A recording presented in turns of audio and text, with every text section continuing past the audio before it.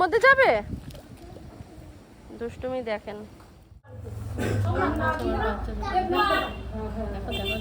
বাবুদের মানি বাবুদেরকে নিয়ে স্কুল থেকে বেরালো। মেয়ের তো ব্যাগটা এত বড় যে ছোট ছেলেটাও ধরছে না, তাই না বলো? ঢুকে গেছে কখন ঘরেতে। আর এই দেখো দেখো দেখো, আমি কি বলবো, এটা কি যে কি জন্তুর জন্তু।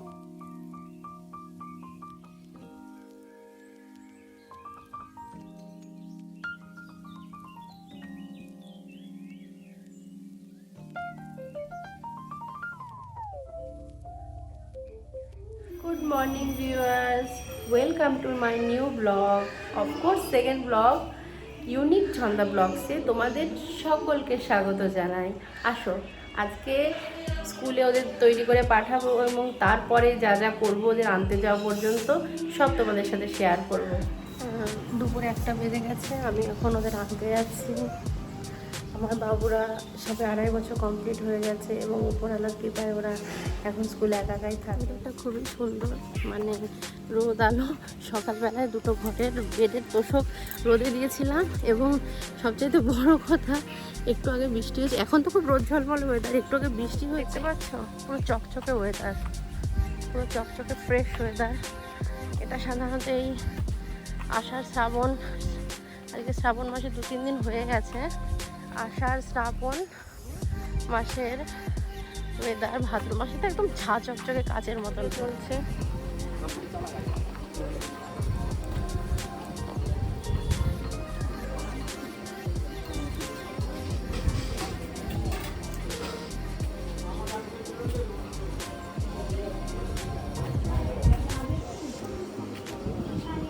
খুব জাগ্রত, মন দিয়ে ডাকলে না শুনে থাকতে পারবে না।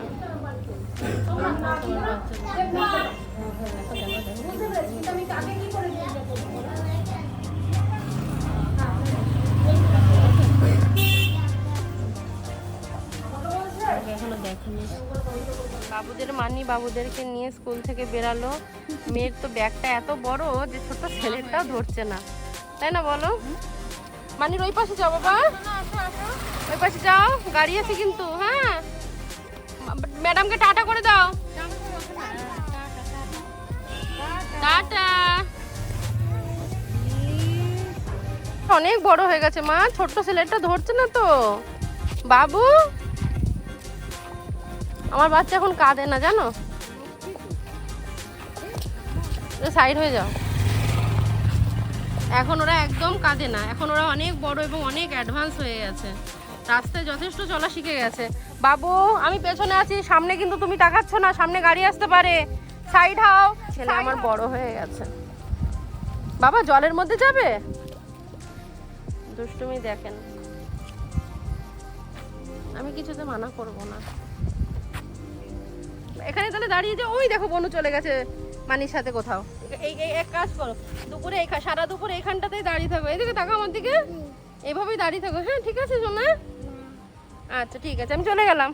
ভাবুন ভাবুন একবার, শুধু আপনি ভাবুন, বয়স মাত্র 2.5 বছর।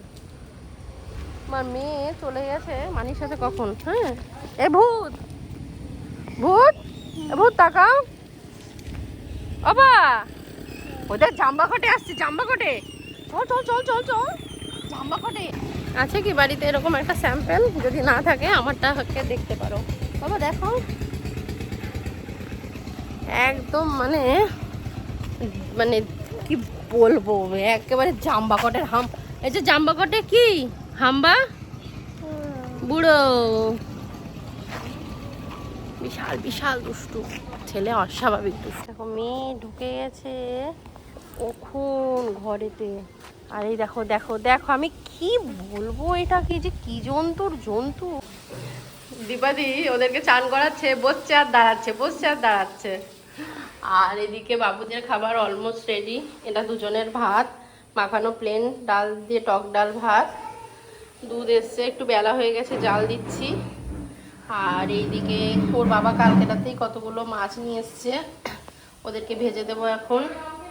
মাছ ভাজা খেতে এবং মাছের পাঁচমিশালি সবজি দিয়ে তরকারি দিয়ে ঝোল খেতে বাবুরা খুব পছন্দ করে। তেল দিয়ে নিলাম কড়াইতে। পেটের মাছই ভেজে দি বলো দিদি। আজকে রান্না করেছি, ডাল করেছি, আর কি করলাম, ও হ্যাঁ এই যে আলু পটলের তরকারি করেছি একদম আধা জিরা বাটা দিয়ে প্লেন, আর ওই যে ভাত, ব্যাস এইটুকুনি।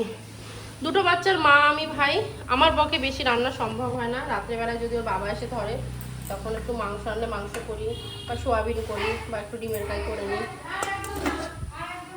চলে আসো, মাম ভাজি রেডি খাবার।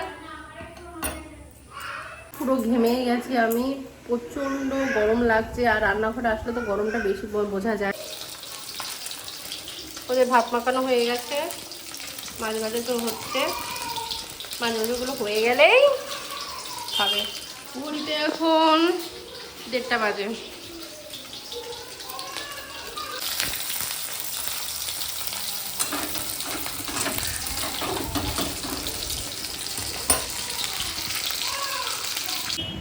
যখন দুজনে একসাথে ছিলাম, যখন ওরা হয়নি, তখন সকাল 5টায় উঠতাম এবং 7টার মধ্যে আমার রান্না কমপ্লিট হতো, এবং ওর বাবা উঠে তারপরে ফ্রেশ ট্রেশ হয়ে রান্না নিয়ে দুবেলা খাবার নিয়ে চলে যেত। আর আমার তখন যেহেতু লকডাউনের টাইম ছিল, 2020-21 সাল, তখন যেতে হয়নি, অনলাইনে ক্লাস করাতাম। ডাল দিয়ে দেবো, যে ডাল দিয়ে দিলাম। দুজনকে খাওয়ানো মানে বিশাল জিনিস। ভাত, ডাল, দুটো ডিম সিদ্ধ, ডিমগুলো সাইজও খুব ছোট ছোট, ছুলে নেবে না, ছুলেই দিই। দুটো ডিম সিদ্ধ, ডাল, ছোটো ছোটো ডিম এরকম হয়ে থাকে যে একটু গা খেঁচড়া টাইপের হয়। দেখো ঠিক মতন ছোলা হয়নি, ভেঙে চুরে গেছে। এই ডিমটা ঠিক মতন ছোলা হয়েছে। ডাল দিলাম, ডিম দিলাম, দেবো আলু পটলে। ফাইনালি ওরা ঘুমিয়ে গেল। ঘড়িতে এখন দুপুর 3:15। দীপাদি কি সুন্দর ঘরটা আমার গুছিয়ে দিয়ে গেছে। আমার না একদমই ঘর গোছাতে ভালো লাগে না, কিন্তু গোছানো ঘর আমার খুব ভালো লাগে। সবাই এই সময় হয়তো আমাকে স্বার্থপর বলবে, কেউ বলবে কামচোর, কি করবো গো। দেখেছো বাথরুম থেকে জল খুলে কি করেছে, ঘরের মধ্যে একটা বিশাল বড় দড়ি টানিয়েছি, যেহেতু বর্ষাকাল আর ছাদের থেকে সবসময় করা যায় না। কালকে এখানে পুজো আছে এবং তার জন্য প্যান্ডেল করছে। কালকে বাড়ির পুজো আর নারায়ণ পুজো একসাথে, আমাদের নেমন্তন্ন আছে। আমার প্রতিবেশী খুবই ভালো।